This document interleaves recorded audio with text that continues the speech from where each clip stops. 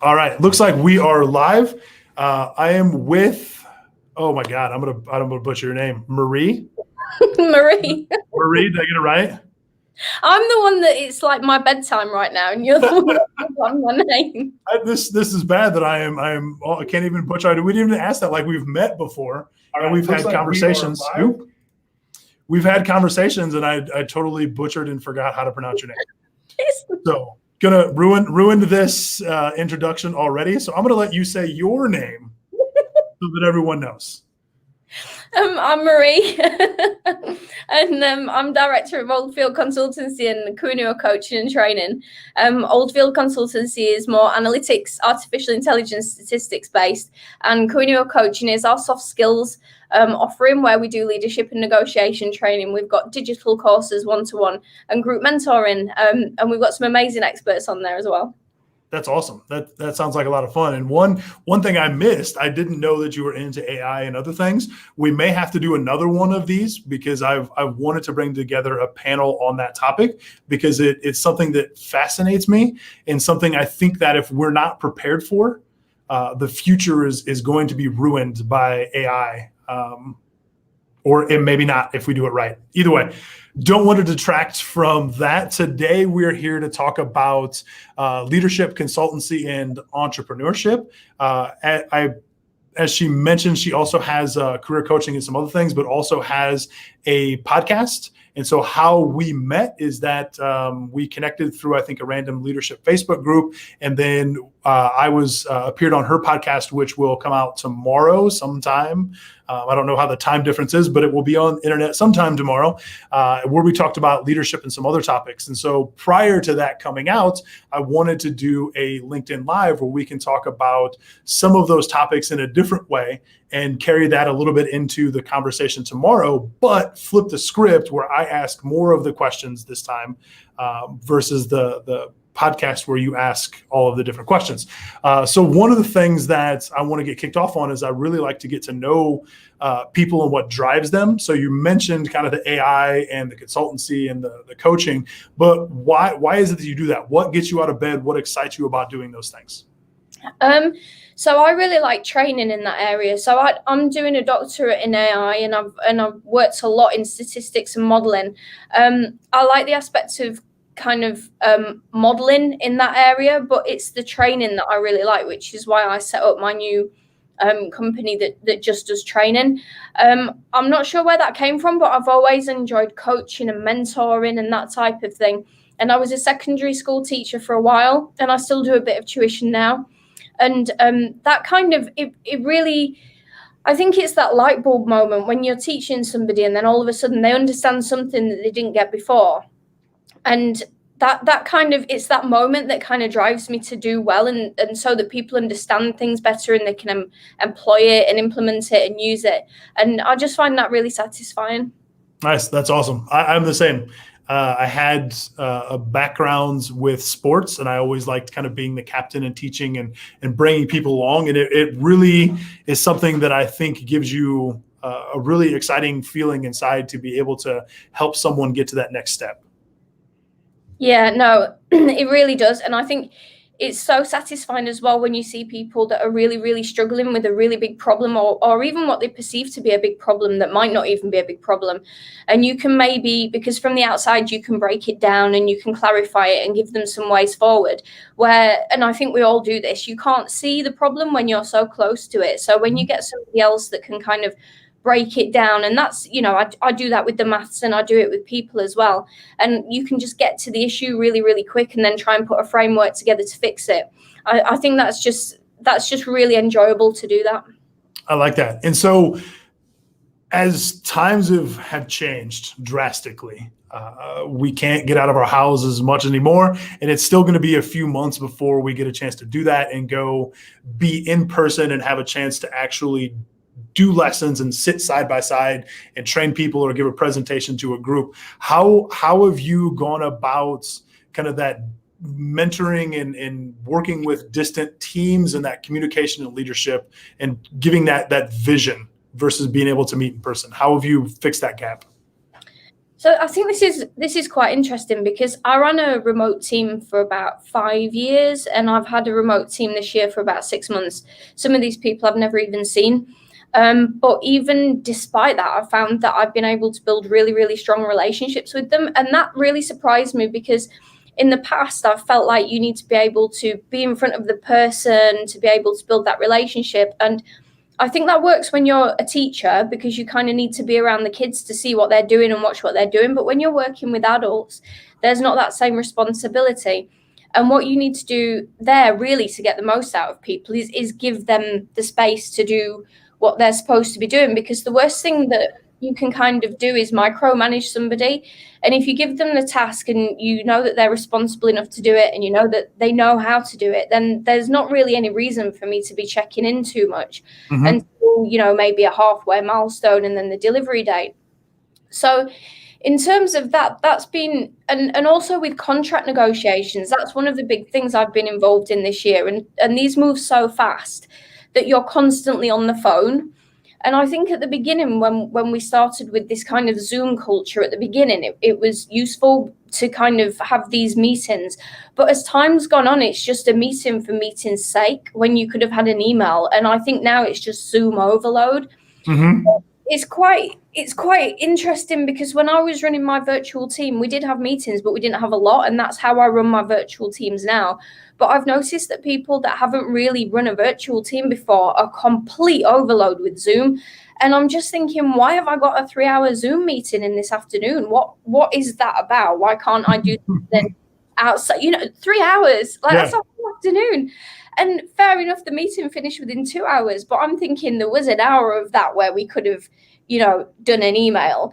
And then I've had a couple of meetings where we spend an hour introducing each other. So it's a 2.5-hour meeting. And I'm thinking, well, am I going to meet these people again to need to know what they're doing? Because these are PhD meetings. And it's kind of like, that's not, it's nice to know what everyone's doing, but not to take an hour to introduce them.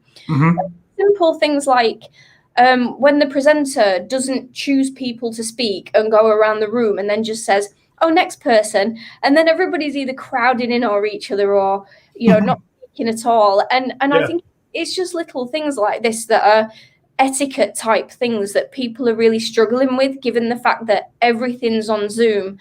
And I think when you're trying to teach and coach as well, and you realize you need a whiteboard because you can't get some of this stuff over, you need to write it down, especially if you're trying to do a concept or a formula and you need them to copy it or you want to illustrate something. So I've had to go out and buy the whiteboard and the whiteboard pens, and that's just been a lifesaver, just to be able to write things down and then show it to people, which works more, I think, for tuition. Maybe for more professional things, you might want a PowerPoint, which I found works really well. And also the benefit of you being really tiny in the corner means that you've not got to, make so much of an effort. But yeah, I've done a few seminars recently, and I've found it's the thing that I found really, really strange was doing seminars and conferences where you can't see anybody. So normally what you might do is adjust what you're saying to the group, but you can't see anyone, so you can't adjust it. So you have to just give the presentation as you decided to do it. Coaching's a bit different where you can kind of see the people, but they're at the other end of a Zoom. So you're not in the same room and you can't pick up on emotions maybe. So there's definitely a lot of differences, but these aren't differences that can't be dealt with. I think they're quite small potatoes really in the scheme of everything. Yeah, that's fair. So much to unpack there. One question I do have, how do you decide then what meetings and different stuff to cut out? Is there, you mentioned like a formula or whatever, do you have a way to go about saying, this is not worth my time, this is worth my time, I should do these things? So anybody that thinks that they're going to schedule a meeting on a Friday afternoon for a Monday morning is not getting me. That's not going to work. And I've had that. You need to give me, and this is what I've said to people, you need to give me notice, because I do actually have a calendar. And because we're not working in the same organization, you can't see my calendar. But you really do have to respect that you need to organize a time. And this is why Doodle and these kind of platforms are there, so that we can arrange a time. And especially when it's different time zones, the amount of errors that can be made with that. So, I'm getting quite strict on scheduling meetings in and making sure I've got time in advance, especially when they send you papers to prep. I mean, you can't do that in 2 minutes. So I've been kind of looking through the meetings that I've got, and I've been seeing, what can I do with an email? What do I really need to be at? And part of the problem is at the minute, there's a lot of meetings where strategic decisions are going on. And even though that's kind of a bit of a throwing ideas around and a lot of talking, I kind of need to be there. But there are some other ones where, I could write something or I could do an email and I'm not needing to be there. And definitely the 2 and 3 hour ones.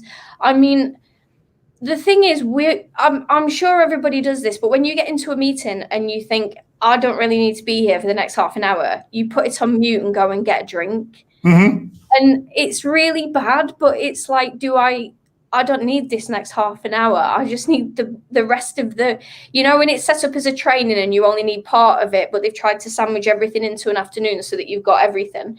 So it's very difficult because sometimes as well, you might decide not to go to a meeting and there might be something really important pop up and you might have needed to be there.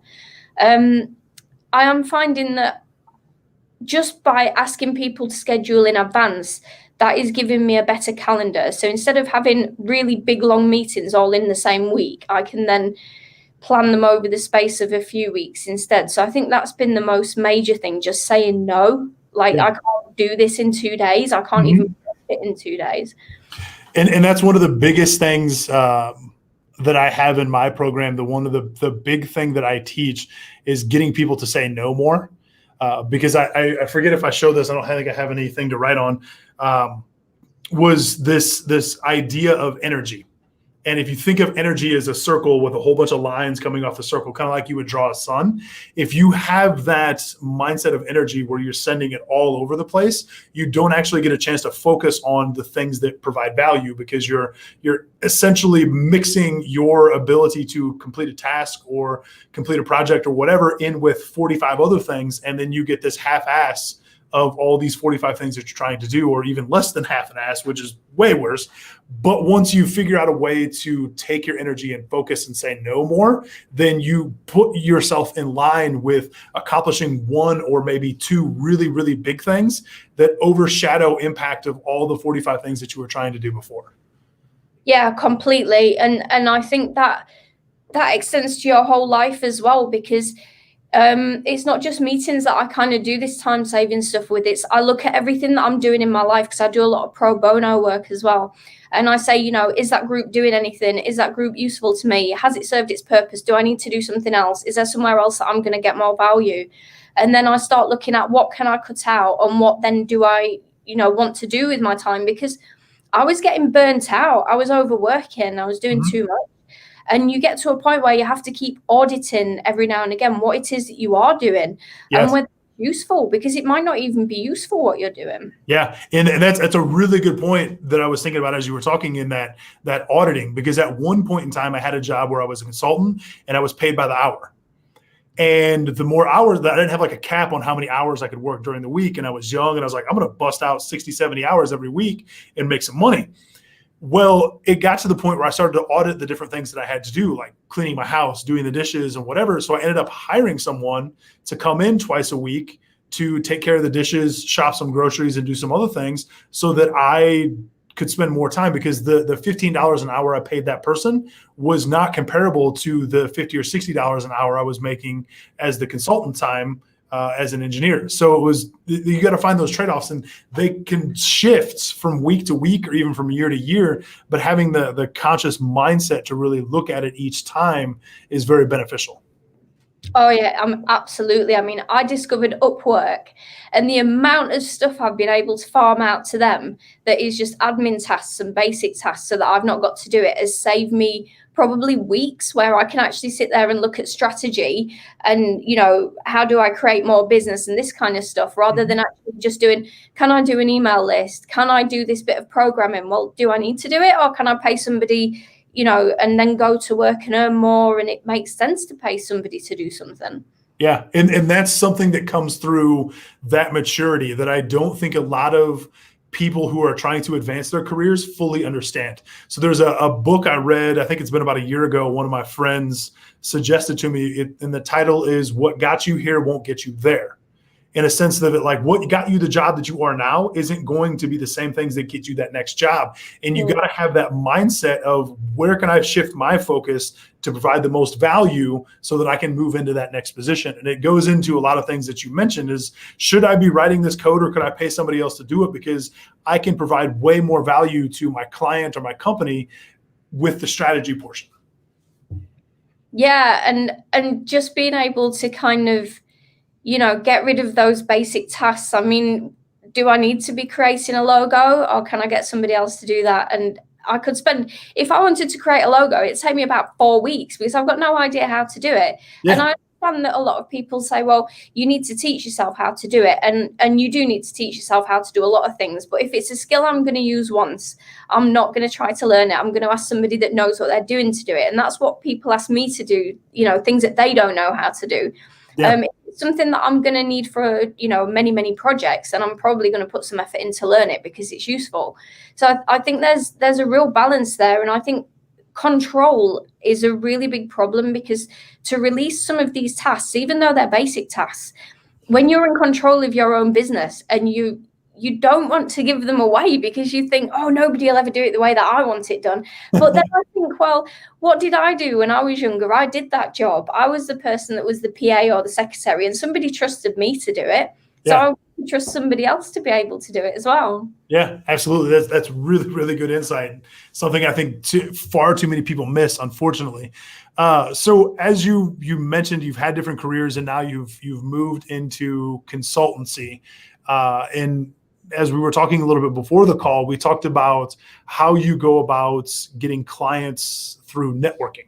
And I think that's how you do that. I made the comparison in our pre-chat where we kind of talked about some of these topics. And it was making that comparison is that even though I work in an organization, I, as a particular job type, am also kind of like a consultant to everyone else, because I have, let's say I'm a designer. I have design skills that other people in the organization need, but they're not going to know that I am the person to come to for design if I don't go network. And so you can actually inhibit your career by not doing those things, but it's also kind of the same thing for consultants. So I would like to hear again, that I hate this, that this is the phrase everyone uses, like the world we're in now, where all this stuff is digital and remote. How do you go about doing those things, being able to not travel and meet people and see people in person? So I think it is hard, and I think it does limit the type of people that you might meet, especially in my industry. I think it does limit it a little bit. But also, the flip side is that there are a lot more people available to you. So the people that I've met over the last 6 months are absolutely amazing. And I would never have met them if I hadn't have been online. I mean, I didn't have social media before June. Mm-hmm. So getting onto that and kind of, just talking to people. I mean, it's amazing how many people just don't even know you exist. And if you're not putting yourself out there, you're never going to get any sales. I mean, the amount of stuff that's come to me because I've taken an email list from, somewhere that I've been registered with, and they send out everybody's contacts. And it took me about 3 months. And I thought, hang on, I could email everybody on this list. And I don't know why it took me so long to think of that. But then I emailed them and I get responses back saying, let's talk. We can collaborate. There might be a project here, a project there. Have you done this? Have you done that? And just by having that conversation of, well, how do you do it? What do you do? Where are you registered with? Then all of a sudden you start to get more contacts. You start to network out, and you might take on a voluntary role, or you might meet somebody on Facebook.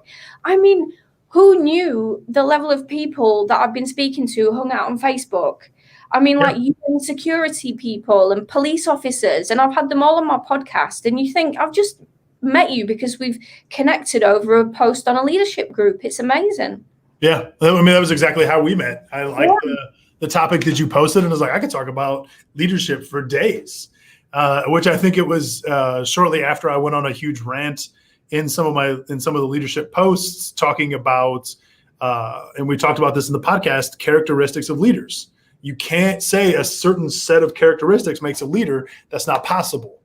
It's not how leadership works. Leaders are people who have followers. And so you get all of these people saying, oh, I have to be empathetic, or I have to have really high integrity, or I have to be charismatic, or I have to whatever it is. That's not true. Every person is unique, and leadership is unique to that individual. And so it's just a really interesting topic. Again, went on a huge rant. But if anyone checks out the podcast, we talk about it for, I think, almost an hour. So with that, to have one of the things that, again, I believe is getting to meet people and shake hands, which you can't do anymore because you're afraid you're going to die if you shake someone's hand. But how do you feel that you're able to make an emotional connection and stuff through online without getting a chance to meet someone? So it's hard. I think the thing is as well, you never know if you have. So you can try, and you might want to get to know the person. You might, as a leader, you're doing things like trying to understand what development needs people have, trying to fit them with the right projects, trying to mentor them and help them develop. And you're doing all these things and you're learning a lot about the person. Ultimately, I've always thought it comes back to whether you're going to be firm and fair, because if you're fair to people, but you're firm and you keep your expectations high, I've found that works anywhere from a load of 11-year-olds all the way up to adults. And that's the same principles that I use with anybody that I'm leading, because I think if you can kind of role model what you'd like, then I think people are very, very happy to kind of follow that and to take your lead. It is extremely difficult because you can't have that physical contact. And I think that really does add something. And you immediately kind of make a bond and it stays. Whether that bond is something that would stand up in business, I'm not entirely sure. But I know that the relationships that I have made with my virtual teams, I still talk to a lot of these people now, and they're some of them are my friends. And actually, I was their leader for however many years it was, or however many months it was. And I seem to have made deeper connections with people remotely than what I have done with people potentially in person. Actually, I've had more results looking for work that way as well. Yeah. Well, this is a real conundrum that I've been thinking about, because I was actually of the opinion that you need to shake hands and you need the physical contact. But after the last 6 months, I'm not entirely sure that's, I mean, obviously, it's nice and you want to make friends and things. And I don't want to stay on Zoom forever because I like being face to face. You can't get the emotional connection. Otherwise, it's a bit difficult on the other end of a camera. But I think it's not impossible to do the same sort of stuff. And actually, some strong relationships I have made have been with people where we haven't even been able to see each other because you can't turn the camera on in the organization. So I don't know. That's interesting. Because I was going to ask, what are some of the apps or ways that you use to communicate and connect with people? Obviously, Zoom is one, right? But have you found other things that have been an easy way to continue that relationship? I think it really helps if there's a chat box somewhere. What you have in organizations, you can kind of just it's not an email, it's kind of like an instant messenger. I found that kind of really breaks the ice a little bit, even though people do like to cover their back and they do like to have the email. And also having a work phone and being able to ring people up and have a conversation, thinking about it, that's probably one of the biggest things, because the amount of misunderstandings, and especially when you're meeting new people, you can have huge misunderstandings on email. And actually, if you pick up the phone, there's either not a misunderstanding in the first place or it's solved within about 2 minutes. So maybe it's the phone call thing. Yep. That's one of the big things that I had this, one of my former bosses, I was really good at sending out emails and very much a keyboard warrior and getting people to do stuff through Slack or whatever, Microsoft's instant messenger team or whatever it was. And certain people just wouldn't reply. And I remember telling my boss, oh, well, I didn't get this data because so-and-so didn't reply. And he asked me very simply, he goes, did you call them? What do you mean? He goes, did you pick up the phone and did you call them? And as he said that, my brain is just exploding out of my ears of why didn't I think of that? Why didn't I just pick up the phone and try and get them in the moment to answer the questions I needed versus hiding behind an email? And that's something that's always stuck to me today, that if I send an email or something to someone and I don't get the response I want at a particular time, it's oh, just pick up the phone, call them, boom, hey, you got a minute? Blah, blah, blah. Okay, done. And it's so much better. But Yeah, I don't know why. I think the phone is something that has seemed to go away in the corporate world, but is a very, very effective tool. Yeah, I think when I used to work in an office as well, I never used to email people. I used to walk around and talk to them because I'm from the generation that didn't have emails. So we just got used to like speaking to people. And I think maybe that carry on of speaking to people, if you pick up the phone, it's kind of the same as speaking to somebody. So it's a lot more personal and you can hear the inflections and the emotions. So you're not getting things mixed up the way you might do on an email because you can't read emotion into it or intent. And it's very easy, dependent on who you are as a person and how you view things, to twist it into anything you want it to say, and you might completely miss the meaning altogether. So yeah, I think the phone is better, to be honest, than email. Nice. So one thing that I got from LinkedIn when they rolled out the live thing is they said to go somewhere between 20 to 25 minutes. And so we're hitting our point because apparently that's when people stop paying attention. I don't know. But so I wanted to, is there anything in closing, anything that we've chatted about that you wanted to reiterate on? Some closing thoughts? Or no, I think if you're going to try, if you want to be a good leader and you want to be a good consultant or an entrepreneur, it's really just about being a good person and just be firm but fair, having that personal contact as much as you can, and just trying your best because that's all we can do. Yeah, absolutely. But it's also quite late in your area, right? I'm just finishing my day and you're ready to finish your day, right? Oh my God, I should have been in bed an hour ago. Awesome. Well, I'll let you get to that because sleep is very, very important. And I know it can throw off your tomorrow. So if you got a lot of stuff going, I don't want to screw that up. So I appreciate you hanging out, talking with me. I'm excited to re-listen to the podcast tomorrow to see what awesome stuff we talked about, and looking forward to share it with others to hope that they find some good insights and stuff from that as much as what we talked about today. So appreciate you for joining. Thanks everyone who joined live. For those people that watch this later on, thank you for watching it later on. Feel free to comment on the video if you have any questions, either for myself or Marie, and want to chat further about anything we talked about today. Thank you. Lovely. Thanks very much, Brandon. It's been a pleasure. Awesome.